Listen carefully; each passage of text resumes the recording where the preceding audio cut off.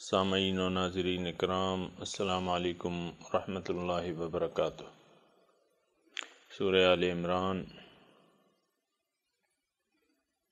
آیت نمبر 190۔ اعوذ باللہ من الشیطان الرجیم، بسم اللہ الرحمن الرحیم۔ ان فی خلق السماوات والارض واختلاف اللیل والنہار لآیات لأولی الالباب الذین یذکرون اللہ قیاما وقعودا وعلی جنوبہم ویتفکرون فی خلق السماوات والارض ربنا ما خلقت هذا باطلا سبحانک فقنا عذاب النار ربنا انک من تدخل النار فقد اخزیتہ وما للظالمین من انصار۔ ان فی خلق السماوات والارض، بے شک پیدائش آسمانوں اور زمین کی، واختلاف اللیل والنہار، اور اختلاف رات و دن میں، لآیات لأولی الالباب، بہت سی نشانیاں ہیں خاوندان مغز کے لیے۔ الذین یذکرون اللہ قیاما وقعودا، یہ وہ لوگ ہیں جو اللہ کو یاد رکھتے ہیں کھڑے ہوئے، بیٹھے ہوئے، وعلی جنوبہم، لیٹے ہوئے، ویتفکرون فی خلق السماوات والارض، اور یہ سوچتے ہیں آسمانوں اور زمین کی پیدائش کے بارے میں۔ ربنا، کہتے ہیں کہ اے ہمارے رب، ما خلقت ھذا باطلا، آپ نے یہ سب کچھ بے مقصد نہیں پیدا کیا۔ سبحانک فقنا عذاب النار، پاک ہے اللہ، آپ ہمیں بچا لیجئے آگ کے عذاب سے۔ ربنا انک من تدخل النار، اے ہمارے رب، بے شک جس کو آپ نے آگ میں داخل کیا، فقد اخزیتہ، اس کو آپ نے رسوا کر دیا، وما للظالمین من انصار، اور نہیں ہے ظالموں کا کوئی مددگار۔ سامعین کرام، مضمون بظاہر بے ربط نظر آتا ہے، حالانکہ ربط موجود ہے اور بڑا گہرا ربط ہے۔ سورہ آل عمران تیسری ہجری اس کا نزول ہے، مسلمانوں کی تربیت ہو رہی ہے، نیا نیا معاشرہ بن رہا ہے، ان کی تربیت ہو رہی ہے، احکامات آ رہے ہیں۔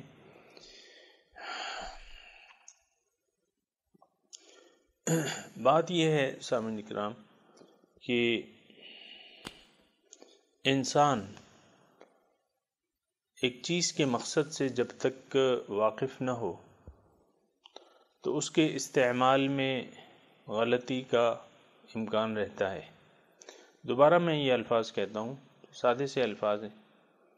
ایک چیز ایک تخلیق ہے، اس کے بارے میں، اور وہ ملٹی پرپز ہے، مثال کے طور پہ ملٹی پرپز، کثیر الاستعمال، آپ اس کا ایک خاص مقصد ہے،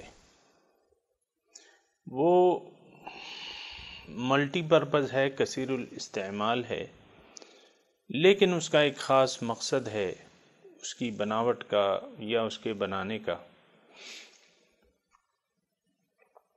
آپ اس چیز سے اسی وقت صحیح فائدہ لے سکتے ہیں جب آپ اس کے اصل مقصد کو مد نظر رکھ کے اس کو استعمال کریں۔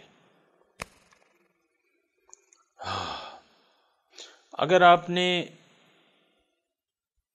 مقصد کو تلاش کیے بغیر یا مقصد کو معلوم کیے بغیر اس مشین کو استعمال کرنا شروع کر دیا، تو چونکہ وہ کثیر المقاصد ہے، بہت سے مقاصد کے لیے استعمال ہو سکتی ہے، تو ہو سکتا ہے آپ اسے اس مقصد کے لیے استعمال نہ کریں۔ بہت امکان ہے اس کا، جس مقصد کے لیے یہ بنائی گئی ہے۔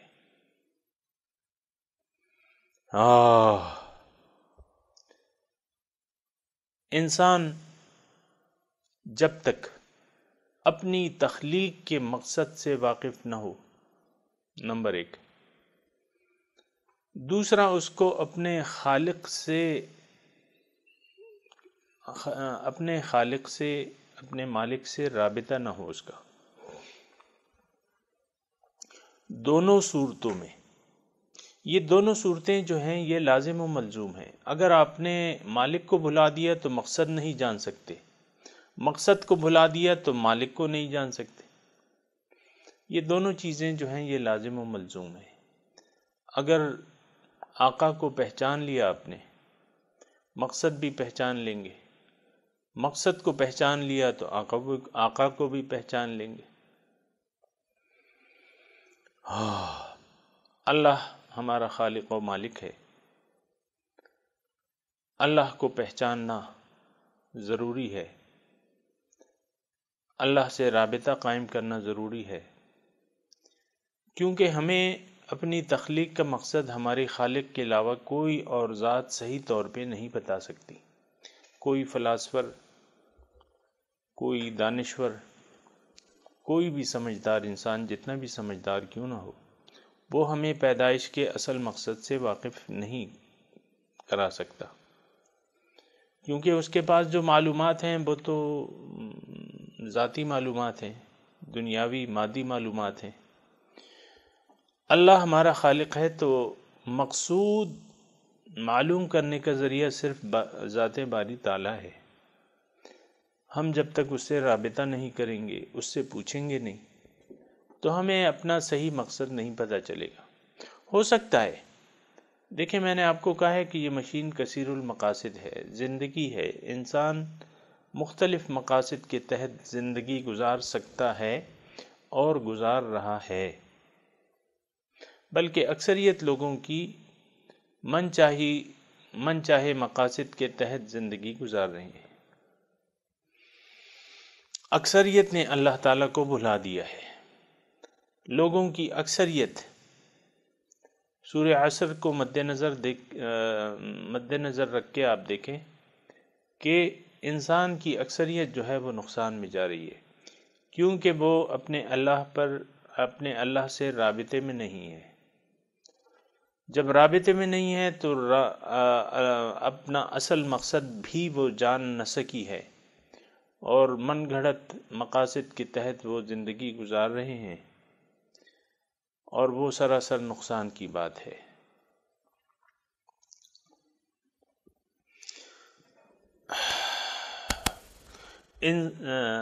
اسلام جو ہے سامعین کرام دین فطرت ہے۔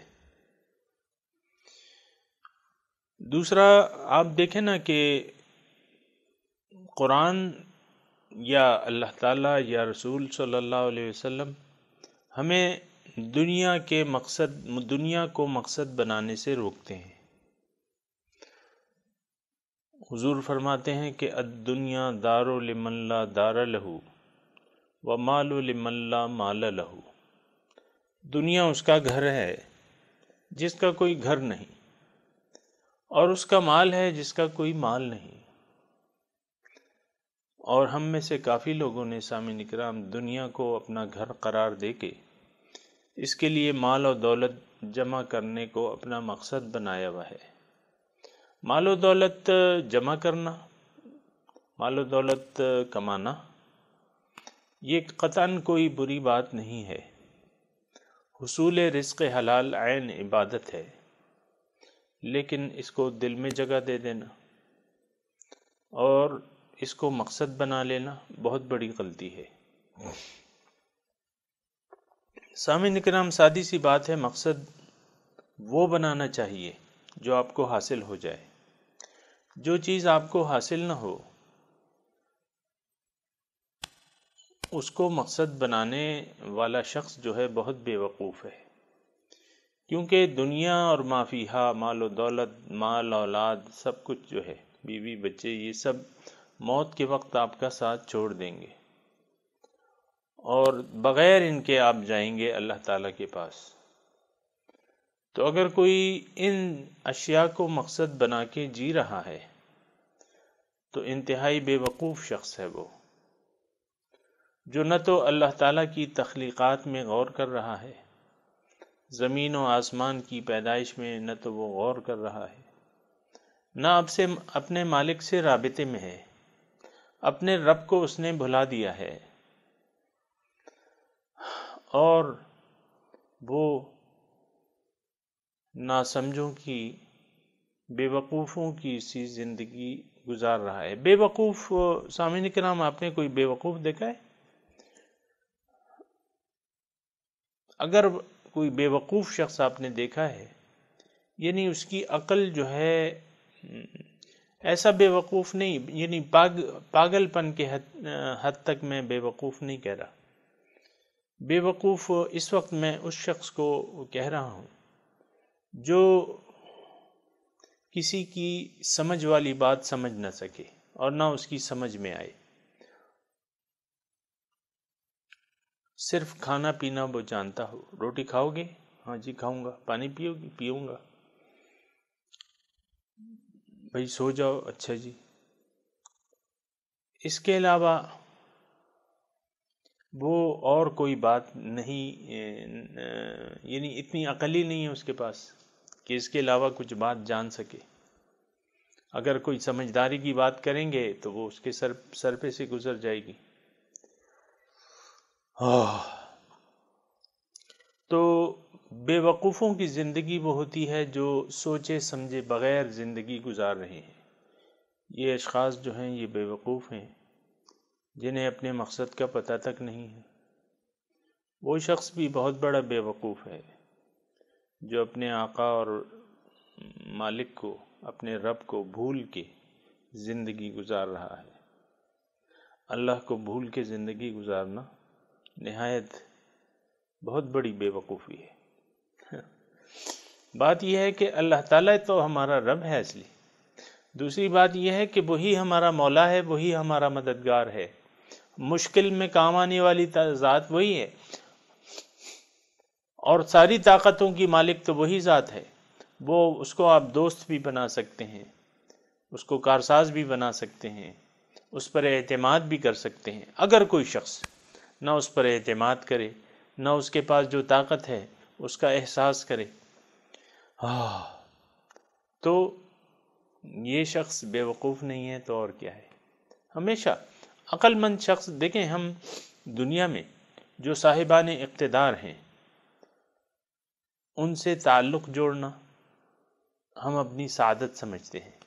بھئی یہ وزیر اعلیٰ کا خاص بندہ ہے، یہ وزیر اعظم کا خاص بندہ ہے۔ جو خاص بندہ ہے وہ اگرچہ کم حیثیت کا ہے، لوگ اس سے بھی تعلق جوڑنا اپنی خوش قسمتی سمجھتے ہیں کہ یار میں اس کو کہوں گا یہ وزیر اعظم سے کام نکلوا لے گا، یہ وزیر اعلیٰ صاحب سے کام نکال لے گا، یہ ایس پی صاحب سے کہہ دے گا میرے وہ مجرم جو ہیں وہ چھوٹ جائیں گے۔ باتیں سمجھ کی ہیں۔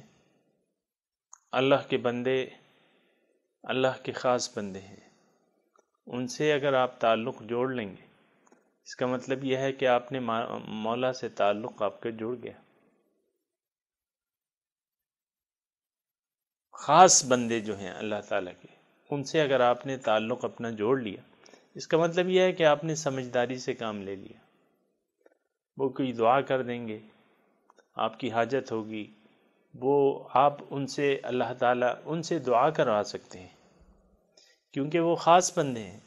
اللہ تعالیٰ تو ان کی سنتا ہے، اپنے نیک بندوں کی نہیں سنے گا تو کس کی سنے گا؟ تو جو لوگ زمین اور آسمان کی پیدائش میں غور ہی نہیں کرتے، اپنے رب سے تعلق کاٹا ہوا ہے انہوں نے، اپنے رب کو یاد ہی نہیں کرتے، رب کے ہونے کا احساس ہی نہیں ہے، تو یہ بے وقوف اشخاص ہیں سامعین کرام، انتہائی بے وقوف ہیں۔ جس نے رب کو بھلا دیا، اس کا کیا مطلب ہے؟ اس نے تو سب کچھ اپنا ضائع کر دیا، کیونکہ رب ہی تو ہے اس کے پیچھے۔ وَإِلَى اللَّهِ تُرْجَعُ الْأُمُورُ، سارے کاموں کا انجام تو اللہ تعالیٰ کے پاس ہے۔ آپ کے سارے کاموں کی بگڑی بنانے والا کون ہے؟ ذات باری تعالیٰ ہے۔ من یتق اللہ یجعل لہ مخرجا ویرزقہ من حیث لا یحتسب، جس نے تقوی اختیار کر لیا، اللہ تعالیٰ فرما رہے یجعل لہ مخرجا، مشکلات سے نکلنے کا کوئی، میں اس کو ایگزیکٹ دے دوں گا، کوئی مخرج دے دوں گا، کوئی راستہ دے دوں گا، وَيَرْزُقْهُ مِنْ حَيْثُ لَا يَحْتَسِبْ، اور اس کو وہاں سے رزق دوں گا جہاں سے اس کا گمان بھی نہ ہو۔ وَيَرْزُقْهُ مِنْ حَيْثُ لَا يَحْتَسِبْ، دیکھیں اللہ تعالیٰ کیا کیا وعدے کر رہے ہیں۔ مَن یتق، بھائی مجھ سے ڈرو، میرا تقوی اختیار کر لو، تقوی کی روش اختیار کر لو، مجھے یاد رکھو۔ اللہ، من یتق اللہ یجعل لہ من امرہ یسرا، جس نے تقوی کی روش اختیار کر لی، اللہ تعالیٰ اپنی طرف سے اس کے لیے آسانیاں پیدا کر دے گا۔ سامعین، وہ تو ایسی ذات ہے کہ وہ تو کیا کہنے اس کے، سبحان اللہ، الحمدللہ، تو ہمیں دیکھ رہی ہے، تو ہمارے ساتھ ہی ہے، وَهُوَ مَعَكُمْ أَيْنَمَا كُنْتُمْ، پھر شفیق بھی ہے، پھر مہربان بھی ہے، پھر قادر مطلق ہے۔ ان اللہ علی کل شیء قدیر واللہ علی کل شیء قدیر، کل کے سبق میں ہم نے پڑھا ہے، آخری آیت ہے، آج کے سبق شروع ہونے سے پہلے آخری آیت ہے، واللہ علی کل شیء قدیر، ہر چیز پر قادر ہے۔ جو ہر چیز پر قادر ہے کتنا طاقتور ہوگا، ہر چیز پر قادر ہے۔ دیکھیں ایک جملہ ہے بس یہ، واللہ علی کل شیء قدیر، اس کے آگے تو کچھ بھی نہیں ہو سکتا، ایسے قادر مطلق تو نہ کوئی ہے نہ ہو سکتا ہے اللہ کے سوا، ہر چیز پر قادر ہے۔ تو پھر فکر کیا ہے؟ جن لوگوں نے اس سے تعلق جوڑ دیا ہے ان کو پھر فکر کاہے کی، جبکہ وہ رب بھی ہے، جبکہ وہ رحیم بھی ہے، جبکہ وہ غفور بھی ہے، جبکہ وہ کریم بھی ہے، پھر فکر کاہے کی؟ وَعَلَى اللَّهِ فَتَوَكَّلُوا إِن كُنتُم مُؤْمِنِينَ، اللہ ہی پر اعتماد کرو اگر تم مومن ہو۔ وَعَلَى اللَّهِ فَلْيَتَوَكَّلِ الْمُتَوَكِّلُونَ وَعَلَى اللَّهِ فَلْيَتَوَكَّلِ الْمُؤْمِنُونَ، چاہیے کہ اللہ پر بھروسہ رکھیں مومن، چاہیے کہ اللہ پر توکل رکھیں متوکلین۔ سامعین کرام، میں بات کر رہا تھا کہ انسان یعنی ہم جس مقصد کے لیے دنیا میں آئے ہیں، جب تک وہ مقصد ہم نے جانا نہیں ہے، اس انسانی مشین کا اصل مقصد اگر ہم نے نہیں پہچانا ہے تو یقین جانیں ہم بہت سی غلطیوں کا شکار ہو سکتے ہیں۔ سب سے پہلے تو آپ سوچیں، غور کریں، تخلیق میں غور کریں، تخلیق میں غور کریں۔ اگر آپ اس تخلیق میں غور کریں گے تو کیا ہوگا؟ آپ ہر چیز کے بارے میں تخلیق، آپ دیکھیں ہر چیز کو، سورج ہے، چاند ہے، یعنی اجرام فلکی ہیں، پھر آپ زمین پہ آ جائیں، بے شمار نعمتیں جو اللہ تعالیٰ نے پیدا کی ہیں، پانی ہے، بادل جو ہے بارش برسا رہے ہیں، ہوائیں چل رہی ہیں، موسم بدل رہے ہیں، سورج نکل رہا ہے، سورج غروب ہو رہا ہے، رات آ رہی ہے، دن آ رہا ہے، اور یہ نظام چل رہا ہے۔ کون چلا رہا ہے اسے؟ میں تفصیل میں نہیں جاتا، کتنی نعمتیں اللہ تعالیٰ کی نعمتوں میں ہم گرے ہوئے ہیں۔ آپ کا خود جو وجود ہے وہ اللہ تعالیٰ کی نعمت ہے۔ ایک گردہ، اگر 2 گردے ہیں آپ کے، ایک گردہ فیل ہو گیا، آپ نے بدلوانا ہے، لاکھوں روپے خرچہ آتا ہے اس پہ، بعض پارٹس تو ملتے ہی نہیں ہیں۔ دل کی اگر کوئی شریانیں بند ہو جائیں، لاکھوں روپے بائی پاس پہ خرچہ آتا ہے۔ کتنی قیمتی مشین ہے۔ ایک آنکھ جو ہے، ایک آنکھ کے معمولی سے آپریشن کے آپ 10-15 ہزار روپے آپ کے لگ جاتے ہیں۔ اگر کوئی پردہ آ گیا، یہ ہو گیا، وہ ہو گیا، بہت سے یعنی بعض چیزوں کا تو نعم البدل ہی نہیں ہے۔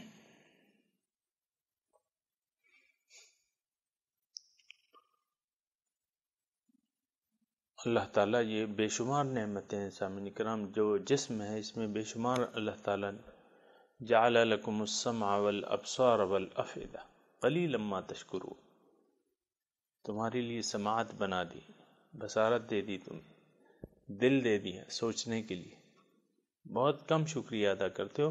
سامعین کرام بغیر سوچے سمجھے ہم زندگی گزار رہے ہیں، اور یہ بہت افسوس کی بات ہے۔ اپنے خالق و مالک کو بھول کے ہم زندگی گزار رہے ہیں، صرف جو نظر آ رہا ہے ان پر ہماری نظر ہے، ان پر ہمارا عقیدہ ہے، ان پر ہمارا بھروسہ ہے، باقی کسی چیز پر اعتماد نہیں ہے، اللہ پر اعتماد نہیں ہے۔ اللہ کہہ رہے میں رزق دوں گا، آپ کہتے ہیں نہیں، میں نے نہیں کمایا، میں نے رشوت نہیں لی، میں نے حرام نہیں کیا، میں نے بے ایمانی نہیں کی، تو میں کھاؤں گا کیسے؟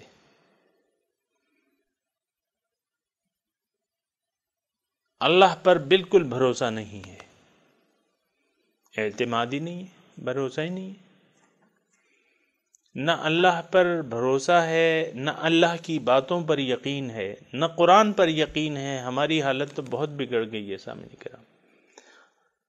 اگر آپ برا نہ مانیں تو میں یہ عرض کروں کہ آج کا مسلمان من حیث القوم ہمارا نہ قرآن پر ایمان ہے، نہ رسول پر ایمان ہے، نہ توحید پر ایمان ہے،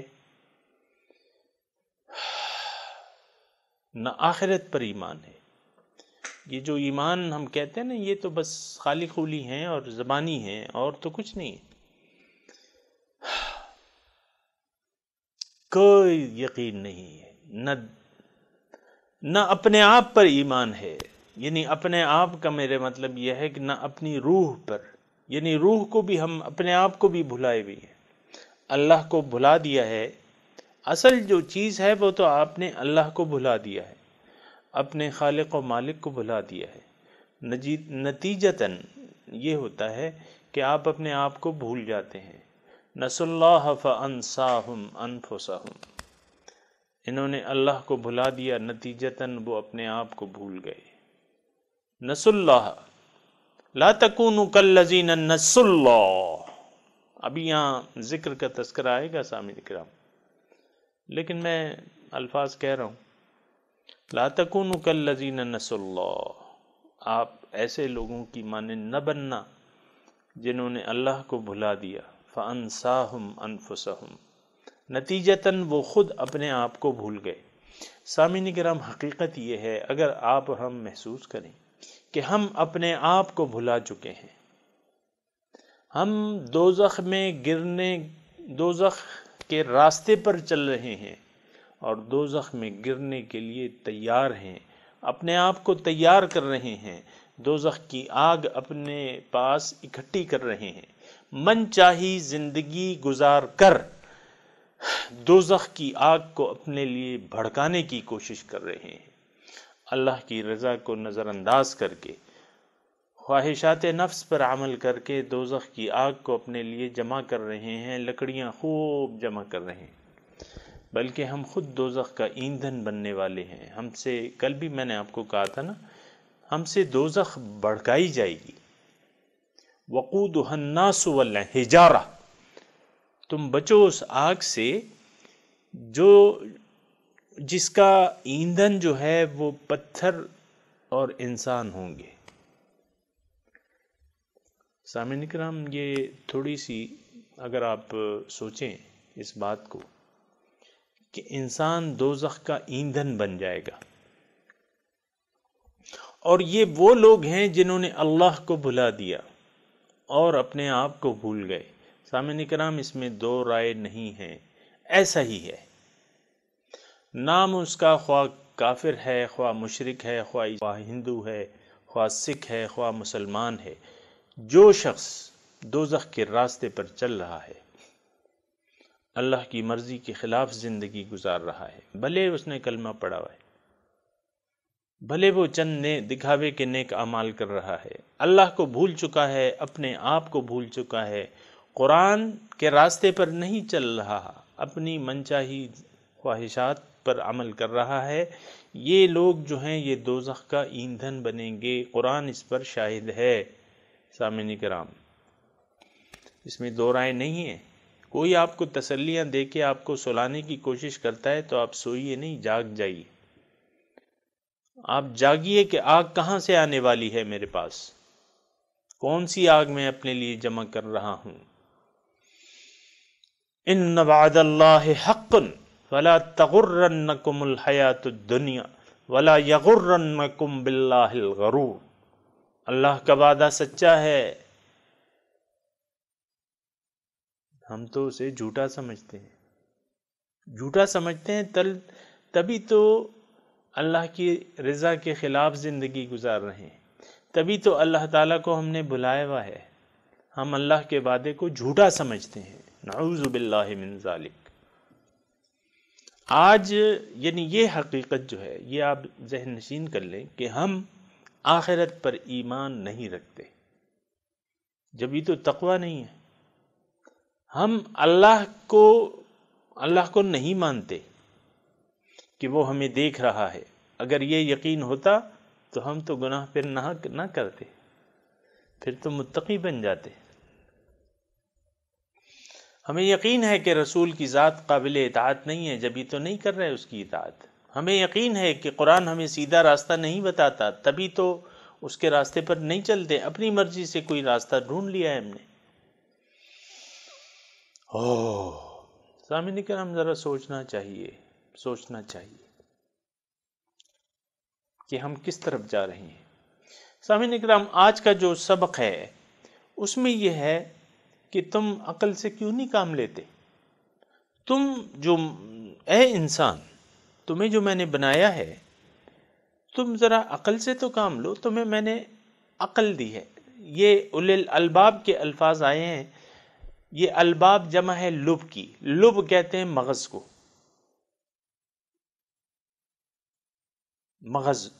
مغز کو۔ لآیات، اس میں نشانیاں ہیں، لأولی الالباب، خاوندان عقل کے لیے، خاوندان مغز کے لیے۔ اور ہم تو عقل سے کام نہیں لیتے۔ ہمارے شیخ جو ہے وہ ہمیں ایک شعر سنایا کرتے تھے، عبد الرحمن بابا کا، جو صوفی شاعر تھے۔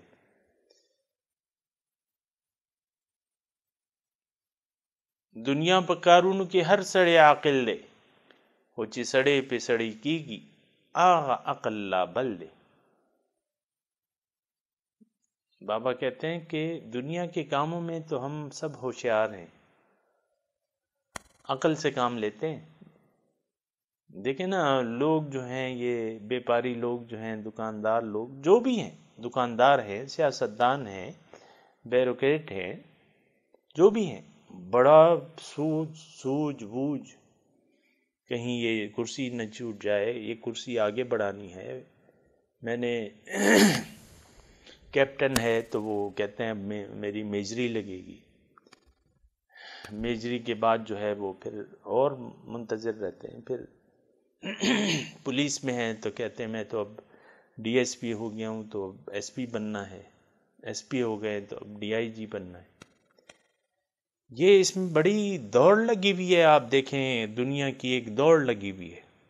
اللہ تعالیٰ تو کہتا ہے ساریو الی مغفرۃ من ربکم وجنہ، اللہ کی مغفرت کی طرف ایک دوسرے سے آگے بڑھنے کی کوشش کرو، جنت کی طرف ایک دوسرے سے آگے بڑھنے کی کوشش کرو۔ ہم دنیا میں ایک دوسرے سے آگے بڑھنے کی کوشش کر رہے ہیں۔ کامیاب ہم اس شخص کو کہتے ہیں جس نے تھوڑے وقت میں بہت سے پیسے جمع کر لیے، بڑا جینیس ہے بھائی، بڑا ہوشیار ہے بھائی، بڑا دماغ کام کرتا ہے، بڑا بزنس مین ہے جی، بڑا عقل مند آدمی ہے۔ یہ عقل مندی کی باتیں نہیں ہیں۔ آپ آگ جمع کر رہے ہیں کسی بھی طریقے سے، اس میں کہاں کی عقل مندی ہو گئی؟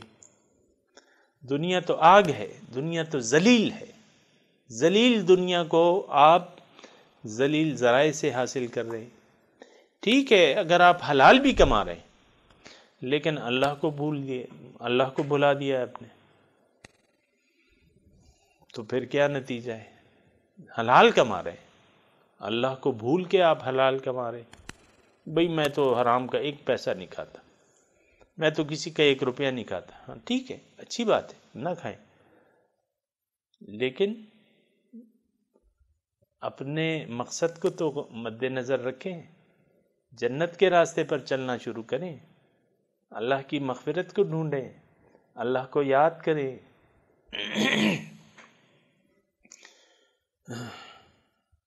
سامعین کرام، یہ آیات جو ہیں یہ 3 ہجری کی ہیں۔ جو جس قسم کے مضامین آ رہے ہیں، ابھی ہم نے یعنی چند آیات پہلے غزوہ احد کے مضامین آ چکے ہیں۔ اس میں کیا تھا؟ اس میں حب دنیا تھی۔ گھاٹی پہ جو لوگ تھے حب دنیا کا شکار ہو گئے، رسول کے فرمان کو بھول گئے، اپنے مقصود کو بھول گئے، اللہ کے حکم کو نظر انداز کر دیا، نافرمانی کی۔ حب دنیا، اور تو کوئی وجہ نہیں تھی۔ سامعین کرام، یہ تمام تاریکیاں دل سے نکالنی ہوتی ہیں۔ اگر ان تاریکیوں کو ہم نے دل سے نہ نکالا، اور آپ خود نہیں نکال سکتے، اپنا تزکیہ آپ خود نہیں کر سکتے، یہ تزکیہ آپ کو کروانا پڑے گا، دوسرا اس کی طرف متوجہ ہونا پڑے گا۔ حضور صلی اللہ علیہ وسلم سب سے بڑے مزکی ہیں، لیکن ان کی صحبت میں بھی ابھی تک ان کا تزکیہ اتنا نہیں ہوا ہے، کچھ کمزوریاں موجود ہیں۔ تو اللہ تعالیٰ اس کی طرف ہماری توجہ دلا رہا ہے کہ تو ہم دیکھیں مقصود کیا ہے، کہ ہم صرف اللہ کی طرف متوجہ ہو جائیں، اپنے مقصود کی طرف متوجہ ہو جائیں، اللہ کی یاد کو اپنے اوپر حاوی کر لیں۔ وہ تبھی ہوگا کہ ہم اپنے مقصود کو پہچان لیں، وہ تبھی ہوگا کہ اس دنیا کی حقیقت سے ہم واقف ہو جائیں، وہ تبھی ہوگا کہ ہم اپنے مقصود کو جان جائیں، اپنے مقصد کو جان جائیں، اس دنیا کے مقصد کو جان جائیں، وہ تبھی ہوگا۔ اگر آپ نے اس عقل سے کام نہ لیا اور ان تمام چیزوں پر غور و فکر نہ کیا تو آپ اپنے رب کو نہیں پا سکتے۔ اللہ تعالیٰ ان آیات میں اپنی تخلیقات کی طرف ہمیں متوجہ کر رہا ہے، کیونکہ اللہ تعالیٰ تو ہمارے شیخ ایک وہ کرتے تھے، ایک پشتو کی ایک ضرب المثل بیان کرتے تھے، اور وہ پشتو کی مثل اس کی تعریف کرتے تھے، اور وہ یہ کہتے تھے کہ پشتو کی بعض مثالیں تو بڑی اچھی ہیں لیکن بعض مثالیں ٹھیک نہیں ہیں، بعض مثالیں بہت ہی اچھی ہیں۔ ان میں سے ایک ضرب المثل تھی، ایک مقولہ پشتو کا، کہ خدای چا پیجندل نہ دے خو پا قدرتو نہیں پیجنی، کہ اللہ تعالیٰ کو کسی نے پہچانا نہیں ہے لیکن اس کی قدرتوں کے ذریعے اس کو پہچان سکتا ہے۔ اللہ تعالیٰ تو وراء الورا ہے۔ اب یہ ہے کہ اس کی تخلیق میں اگر ہم غور کریں تو پھر ٹھیک ہے، اس کی قدرت کو ہم پا لیں گے، اس کی طاقت کو، اس کی قدرت کو، اور اس مقصود تک ہم پہنچ جائیں گے، اپنے مقصود تک پہنچ جائیں گے۔ اللہ تعالیٰ اس طرف، اللہ تعالیٰ تو وراء الورا ہے۔ 70,000 پردے تاریکی کے ہیں، پھر نور کے ہیں، تو کچھ پتہ ہی نہیں۔ اللہ کے متعلق ہم کچھ سوچ نہیں سکتے، نہ سوچنا چاہیے، وہ ہمارے ذہن کی تمام حدود سے بالا ہے۔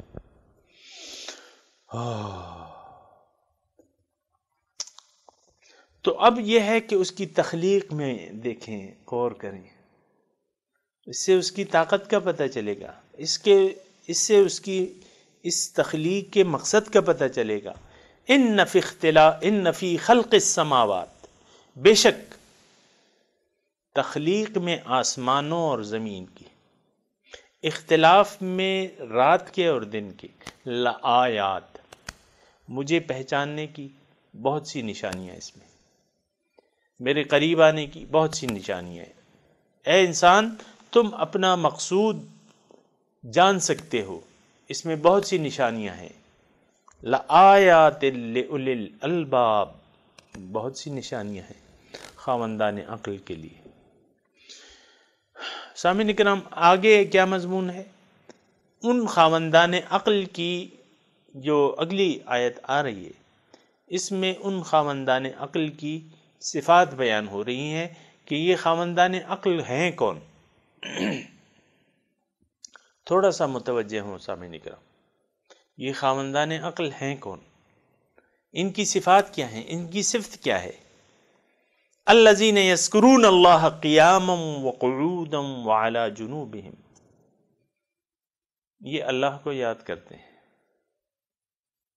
اللہ کی لفظی ترجمہ الذین یذکرون اللہ قیاما، یہ اللہ کو یاد کرتے ہیں کھڑے، بیٹھے، لیٹے،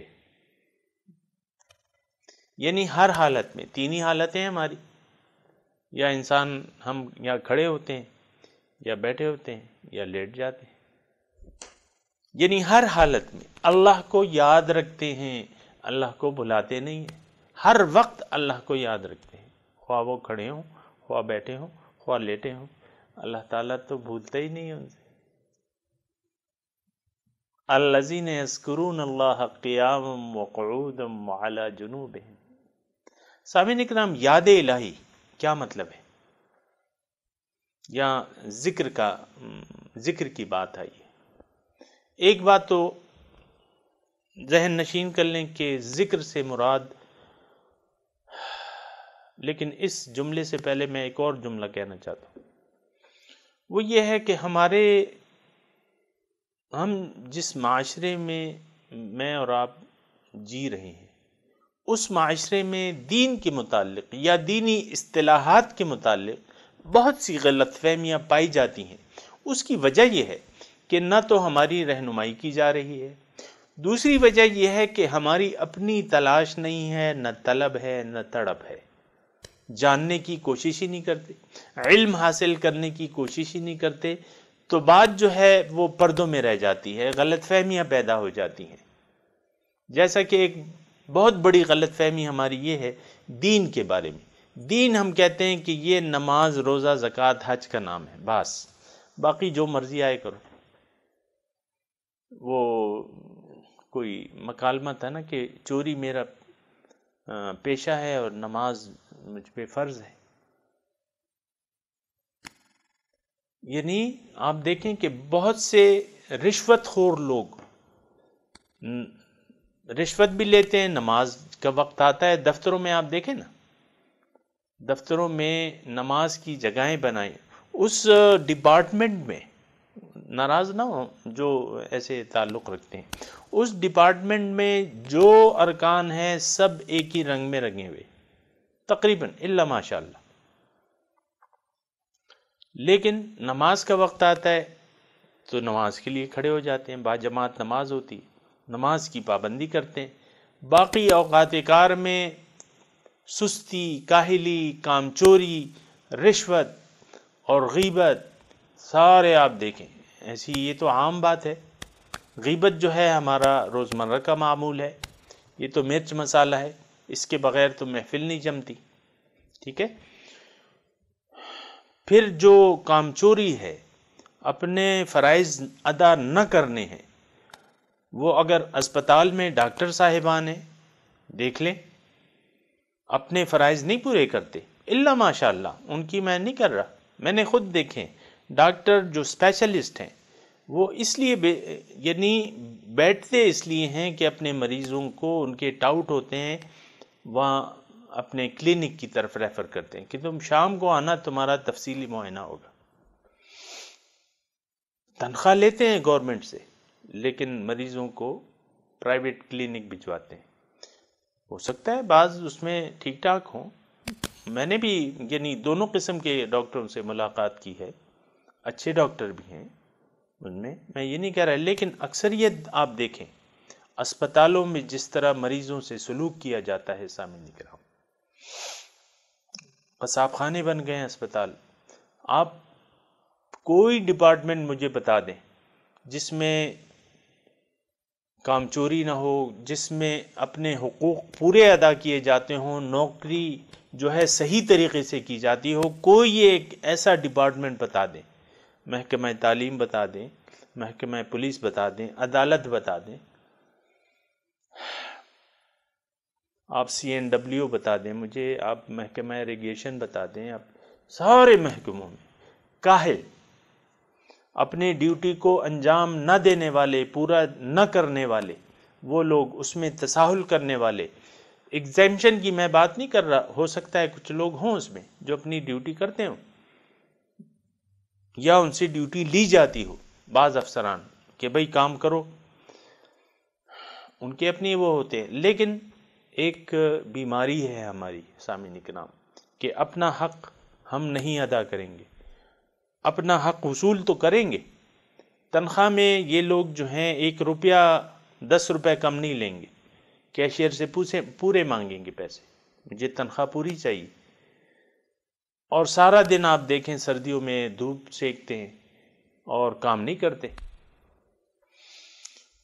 میں یعنی سرکاری ڈپارٹمنٹ تو الگ ہو گئے، آپ دیکھیں پھر یہ معاشرہ اس کا آوا بگڑا ہوا ہے سامنے کرام۔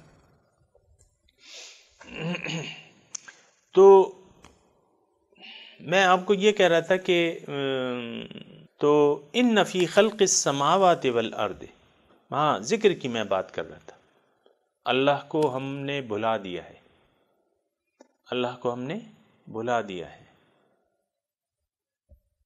اور دنیا یاد ہے، دنیا کا مفاد یاد ہے۔ ذکر کی میں بات کر رہا تھا کہ ذکر کیا ہے، بلکہ میں اس کی یاد آ گیا، اللہ تعالیٰ نے یاد دلا دیا کہ میں وہ بات کر رہا تھا کہ ہمارے دین کی کچھ اصطلاحات ہیں، دین کی اصطلاحات ہیں، اور وہ اصطلاحات ایسی ہیں کہ اس کے بارے میں ہم جانتے نہیں ہیں۔ دین کی میں بات کر رہا تھا کہ دین ہم نے صرف نماز، روزہ، حج، زکوٰۃ کو کہہ دیا ہے، باقی نہ، باقی زندگی اپنی مرضی سے گزارو۔ عورتیں جو ہیں اپنا گیٹ اپ اپنی مرضی سے کرتی ہیں، کسی نے بال کھولے ہوئے ہیں، کسی نے ہاف سلیوز ہیں، کسی نے فل سلیوز ہیں، اور کسی نے، آپ دیکھیں اب تو کافی بات آگے چلی گئی، یعنی دین کا یہ حصہ نہیں سمجھتے یہ لوگ کہ پردہ جو ہے وہ کوئی چیز ہے، اگر ہے بھی تو ہوگا، کوئی بات نہیں، اللہ تعالیٰ غفور الرحیم ہے۔ تو دین کے بارے میں ہم لوگ غلط فہمی کا شکار ہیں، بہت سی غلط فہمیاں ایسی ہیں کہ جس کا ہم شکار ہو کے دین کے بارے میں غلط فہمی کا شکار ہو گئے۔ ان میں سے ایک چیز جو ہے سامعین اکرام وہ کیا ہے، وہ ذکر اللہ ہے، اللہ کی یاد۔ ایک شخص، اب ہمارے ذہن میں اللہ کی یاد کا کیا تصور ہے؟ ہمارے ذہن میں اللہ کی یاد کا تصور یہ ہے کہ آپ نے جو ہے، مثال کے طور پہ ایک شخص جو ہے نماز کے بعد آدھا گھنٹہ تسبیحات پڑھتا ہے، اور نماز سے پہلے آ کے 15 منٹ تسبیحات پڑھتا ہے، نوافل پڑھتا ہے، تسبیحات پڑھتا ہے، اور ہاتھ میں اس کی تسبیح ہمہ وقت رہتی ہے، ہم ذکر اس کو کہتے ہیں۔ بھئی یہ تو بڑا ذاکر آدمی، دیکھو ذکر کر رہا ہے، ذکر کر رہا ہے، ذکر کر رہا ہے۔ انتہائی غلط تصور ہے، ایسا بات نہیں ہے۔ ذکر یعنی اس تسبیحات تک محدود نہیں ہے سامعین کرام۔ تو اب آپ پوچھیں گے کہ ہے ذکر کیا؟ اصل میں ذکر جو ہے، آپ عربی میں دیکھیں، ہر چیز اپنے متضاد سے پہچانی جاتی ہے۔ ذکر کا مطلب یہ ہے کہ یاد کرنا، کسی چیز کو یاد کرنا یا یاد رکھنا۔ اس کا متضاد کیا ہے؟ بھلا دینا۔ ہر چیز اپنے متضاد سے پہچانی جاتی ہے۔ ذکر متضاد نسیان، بھلا دینا، یاد رکھنا یا بھلا دینا، یہ ذکر عربی میں یہ معنی ہے ذکر کا۔ آپ کا دوست جو ہے وہ دعوت کرتا ہے اور کافی لوگوں کو، دوستوں کو بلاتا ہے، آپ کو بھول جاتا ہے، آپ پھر اگلے دن گلہ کرتے ہیں کہ بھائی کیا ہوا، مجھے کیوں بلا دیا تم نے؟ مجھے یاد نہیں رکھا، مجھے کیوں بلایا، مجھے کیوں نہیں بلایا، بھلا دیا تم نے۔ یہ دیکھیں، یاد رکھنا اور بھلا دینا، یہ تھوڑی سی میں نے آپ کے سامنے مثال پیش کی ہے۔ اللہ کی یاد اور پھر اللہ کو بھلا دینا، یہ قرآن میں یعنی ان معنوں میں فَأَنْسَاهُمْ ذِكْرَ اللَّهِ، اللہ کی یاد کو انہوں نے بھلا دیا۔ وَمَنْ أَعْرَضَ عَنْ ذِكْرِي، جس نے میری یاد سے منہ موڑ لیا اور مجھے بھلا دیا، مجھے یاد نہ رکھا۔ بہت سی ایسی آیات ہیں جن میں ایکچول آپ کو ذکر اللہ کے معنی کا پتہ چل جائے گا۔ ان میں سے ایک آیت میں نے ابھی آپ کے سامنے پڑھی کہ من اعرض عن ذکری فإن له معیشة ضنکا ونحشره یوم القیامة اعمی، جس نے میری یاد سے اعراض کر لیا، اعرض عن ذکری، یہ بالکل وہی، یعنی اس کے معنی آپ سمجھنے کی کوشش کریں، یعنی جس نے میری یاد سے اعراض کیا تو اس کی زندگی میں اس پہ تنگ کر دوں گا۔ فَإِنَّ لَهُ مَعِيشَةً ضَنْكَ، میں اس کی تفصیل میں نہیں جاتا، لیکن دوسری جگہ میں آپ کو فَأَعْرِضْ عَمَّنْ تَوَلَّى عَنْ ذِكْرِنَا وَلَمْ يُرِدْ إِلَّا الْحَيَاةَ الدُّنْيَا، اے حبیب مکرم، آپ اس شخص سے منہ موڑ لیجئے، اعرض، اس سے منہ موڑ لیجئے، من تولا عن ذکرنا، جو میری یاد سے پھر گیا، مجھے یاد ہی نہیں رکھ رہا، مجھے یاد ہی نہیں کر رہا کہ بھئی اللہ تو نے مجھے کیوں پیدا کیا ہے، میں نے کیا کرنا ہے، مجھ سے پوچھ ہی نہیں رہا، مجھ سے کوئی تعلق ہی نہیں بنا رہا۔ اعرض عمن تولا، منہ موڑ لیجئے اس شخص سے جو پھر گیا میری یاد سے، مجھے بھلا دیا اس نے۔ اب کیا، لم یرید الا الحیات الدنیا، اللہ کو تو یہ بھول گیا، اب چاہتا کیا ہے، لم یرید الا الحیات الدنیا، صرف دنیا کی زندگی کا زیب و زینت کا طالب ہے۔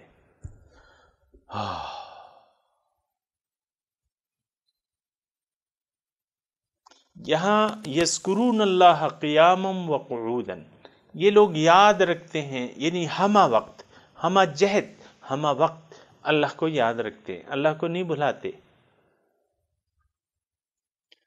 ذکر اور فکر یہ لازم و ملزوم ہے۔ جب اللہ تعالیٰ کو آپ یاد کریں گے، اس کو یاد رکھیں گے، اس کی تخلیق میں غور کریں گے، پھر اس میں فکر کریں گے۔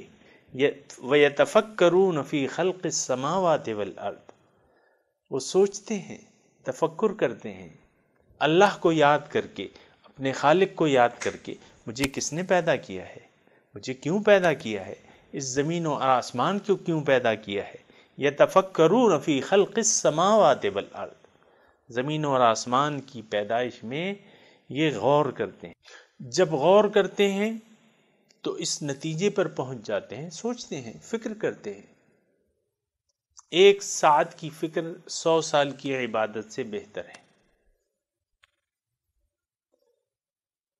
فکر تو آپ کو مقصود تک پہنچاتی ہے، عبادت اگر آپ کر رہے ہیں لیکن فکر نہیں ہے اس کے ساتھ تو اس کا کیا فائدہ۔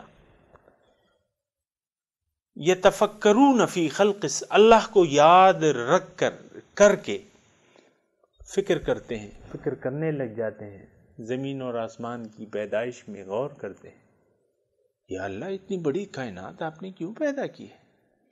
پھر اس کائنات کا جو مرکزہ ہے وہ انسان ہے۔ یقیناً وہ اس نتیجے پر پھر پہنچتے ہیں کہ اے اللہ تعالیٰ تو نے اتنی بڑی کائنات میرے لیے پیدا کی ہے۔ اس سے یہ پتہ چلتا ہے کہ میری پیدائش بے مقصد نہیں ہے، با مقصد ہے۔ آپ نے مجھے ایک خاص غرض کے لیے پیدا کیا ہے، آپ نے مجھے اپنے لیے پیدا کیا ہے، آپ نے مجھے آخرت کے لیے پیدا کیا ہے۔ یہ دیکھیں، جب یہ سوچے گا، کوشش کرے گا، پھر کڑی سے کڑی ملتی جائے گی، یہ رسول سے رابطہ کرے گا، یہ قرآن کھولے گا، رسول سے پوچھے گا، قرآن سے پوچھے گا کہ یہ کیوں پیدا ہوا ہے۔ یتفکرون، فکر تدبر پھر قرآن میں کرے گا، پھر اس نتیجے پر پہنچے گا کہ ربنا ما خلقت ھذا باطلا، اے میرے رب یہ ساری کائنات آپ نے بے مقصد نہیں پیدا کی، باطل نہیں پیدا کی، بے غرض نہیں پیدا کی، اس کی ایک غرض ہے، وہ غرض میری سیوا ہے، میرے لیے آپ نے یہ مسخر کر دی ہے، مجھے آپ نے اپنے لیے پیدا کیا ہے۔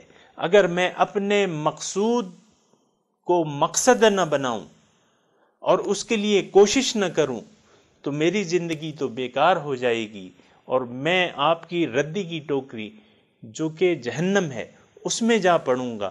کہیں ایسا نہ ہو اے اللہ تعالی مجھے اپنا مقصد پورا کرنے کی توفیق عطا فرمائیے، ایسا نہ ہو کہ مقصد کو بھول کے میں زندہ رہوں اور نتیجتاً آگ میں جا پڑوں۔ جنہوں نے اپنے مقصود کو نہ جانا نہ اس کو حاصل کرنے کی کوشش کی، ان کا ٹھکانہ سامعین کرام جہنم ہے۔ سبحانک، اے اللہ تعالیٰ آپ پاک ہیں، اے اللہ تعالیٰ آپ پاک ہیں کہ بے مقصد کام کریں، آپ تو بے مقصد کام کر ہی نہیں سکتے۔ فقنا عذاب النار، اے اللہ تعالیٰ ایسا نہ ہو کہ ہم بے مقصد زندگی گزار دیں اور دنیا کی طرف متوجہ ہو جائیں یا دنیا کو اپنا مقصود بنا لیں اور آگ میں جا پڑیں۔ اے اللہ تعالیٰ ہمیں بامقصد زندگی جینے کی توفیق عطا فرمائیں اور فقنا عذاب النار، اے اللہ تعالیٰ آگ کے عذاب سے ہمیں بچا لیجیے۔ دوزخ سے آپ دعاؤں سے نہیں بچ سکتے، دوزخ سے آپ اپنے عمل سے بچیں گے، یعنی کوشش کر کے بچیں گے۔ عمل نہ کریں صرف دعا، ایسا نہیں ہو سکتا، یہ اللہ تعالیٰ کا قانون نہیں ہے۔ من جد وجدہ، جس نے کوشش کی اس نے پایا۔ آپ نے دوزخ سے بچنے کی کوشش کی تو تب آپ بچ جائیں گے، لیکن اگر ایسا نہ ہوا، دوزخ سے بچنے کی بجائے آپ نے اس کی آگ کو مزید بھڑکانے کے لیے کوششیں شروع کر دی، دنیا کی طرف آپ نے اپنا رخ کر لیا، اللہ کو بھلا دیا، اپنے آپ کو بھلا دیا، دنیا کی طرف متوجہ ہو گئے، تو پھر یقیناً سامعین کرام آگ جو ہے ہمارا ٹھکانہ ہوگی، اس کے بارے میں کوئی دو رائے نہیں ہے۔ وآخر دعوانا ان الحمد للہ رب العالمین، والسلام علیکم ورحمۃ اللہ وبرکاتہ۔